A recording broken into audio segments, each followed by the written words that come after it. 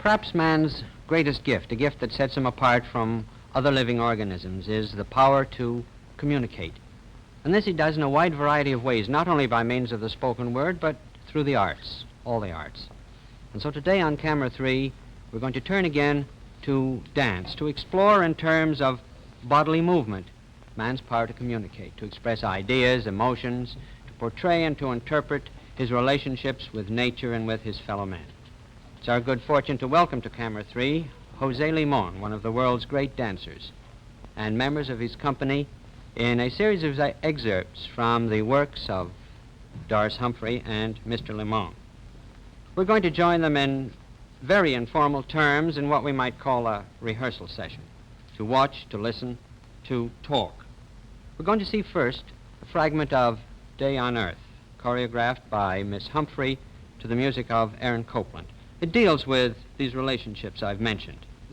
In the eternal struggle with nature, man is the digger in the earth, the hewer of wood, the drawer of water. He meets first love. He suffers loss.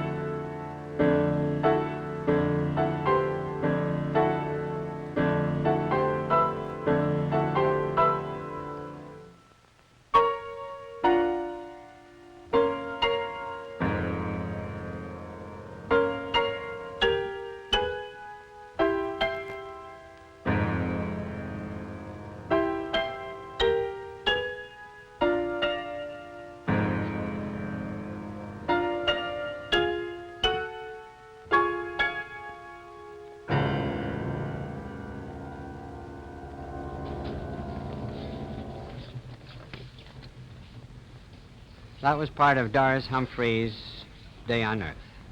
As the dance goes on, we see over and over, man finds his salvation in toil and in the earth. Mr. Limon, welcome to Camera 3. It is a pleasure to be here. If we're talking about communication, dance is one of the oldest forms of communication, isn't it? I think it's the most atavistic, the most ancient way in which man can express himself. In a sense, it precedes language itself. I think it was there a long time before words. I think man was able to make himself understood with his body long before he used his tongue. Well, now, it frequently combines with other art forms, of course, to give a finished effect. Oh, yes, indeed. So, it is indissolubly wedded to music. I think they cannot exist. I think dance really needs music very much. Yes, but how about literature? How about poetry, for instance? Sometimes we use poetry. In this next work, you will see how the spoken word is used to heighten and to make more of an impact on the spectator. I'm going to let you catch your breath while I Thank mention you. the next work. Fine, thank you very much. The next fragment that we are going to see is Lament for a Bullfighter, based on the poem of the same name by the Spanish poet Federico Garcia Lorca.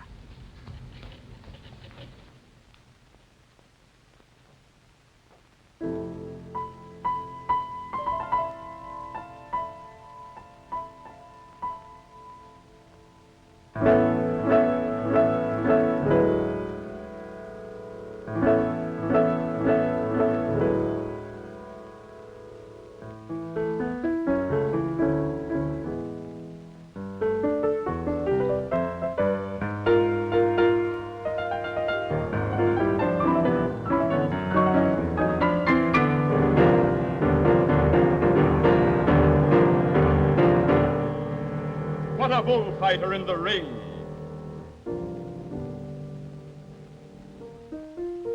What a mountaineer in the mountains! How tender with the dew! How dazzling at the fair!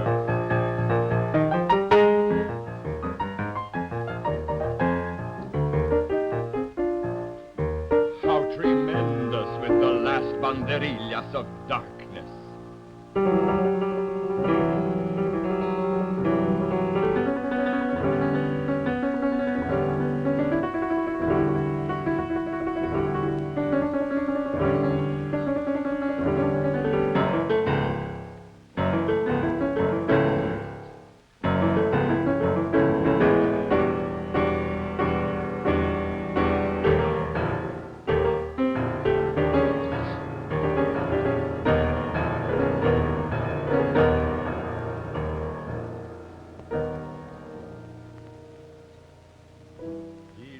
For daybreak, but there was no daybreak.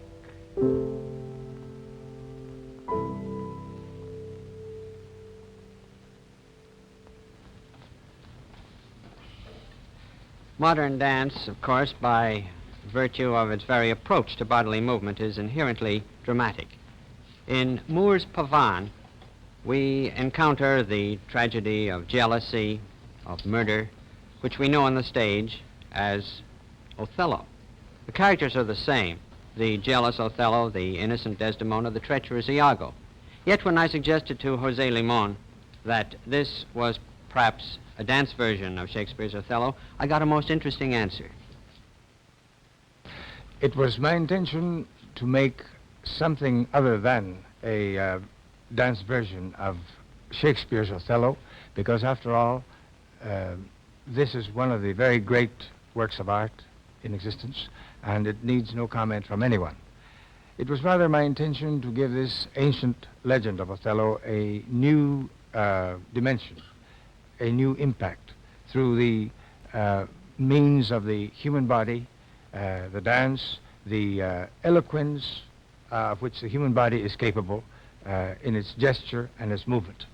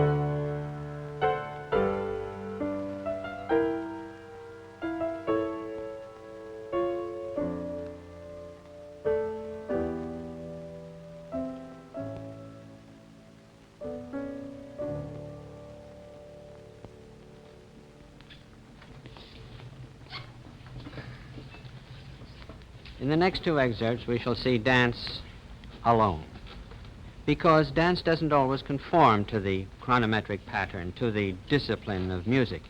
Muscles have their own rhythm. Breath sets its own pattern. In one of the fragments we're going to see, the solo theater piece, Doris Humphreys satirizes some tendencies in modern dance itself, the straining for an effect, the use of a meaningless prop. Here we'll see the mimicry of exaggeration. And in the first fragment without music, the Exiles, José Limon symbolizes in his choreography not only the expulsion from the Garden of Eden, but any great moment of desolation, of casting out.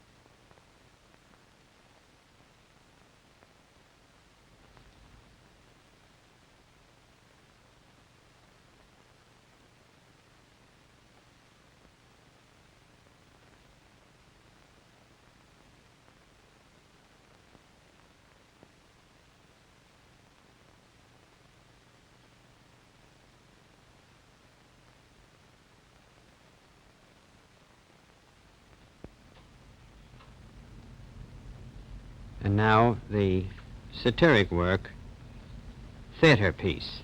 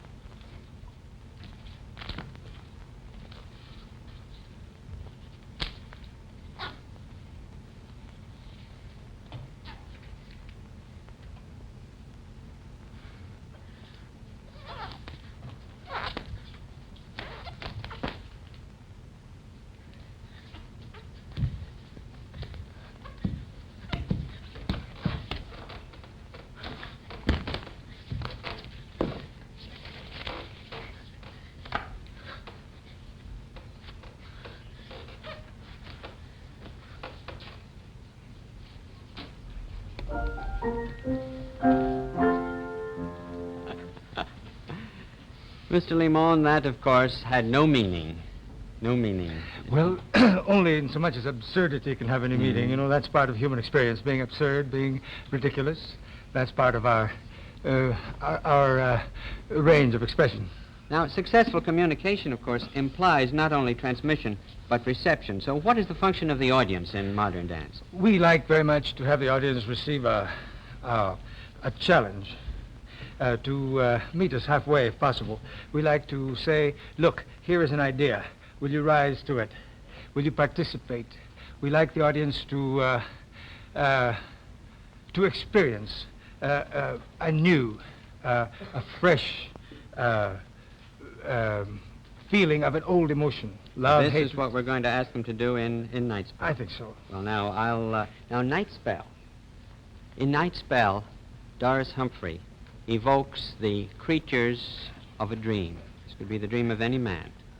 Here we see the communication of an abstraction. Doris Humphrey's Night Spell.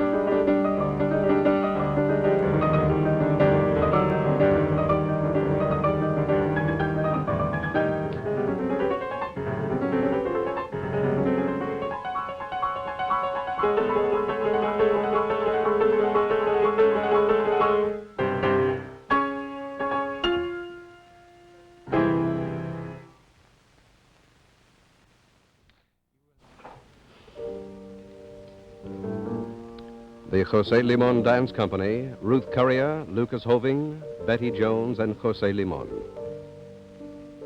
Choreography by Doris Humphrey and Jose Limon. The pianist was Simon Sadoff.